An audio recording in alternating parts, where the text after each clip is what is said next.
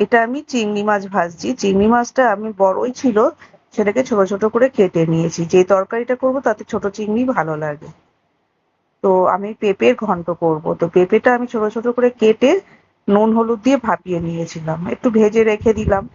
আর এই ছোট ছোট করে আলুটা দেখো আমি ভেজে নিচ্ছি, তেজপাতা ফোড়ন দিয়েছি আর কাঁচা লঙ্কা দিয়েছি। এবার আমি আদা বাটাটা দিয়ে দেবো যাতে কাঁচা গন্ধটা আদার চলে যায়। একটু আদাটা নাড়াচাড়া করে এর মধ্যে বাকি মশলা দেবো, জিরের গুঁড়ো আর হলুদ গুঁড়ো, এর মধ্যে আর কোনো মশলা আমি দেবো না। দিয়ে আলুটা দিয়ে ভালো করে একটু কষিয়ে নেব।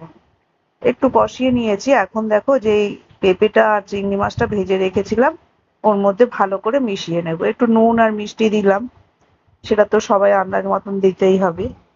দিয়ে ভালো করে মাখা মাখা একদম শুকনো শুকনো করে নিয়েছি। এবার আমি দিয়ে দেবো ওপর থেকে কিছুটা ঘি।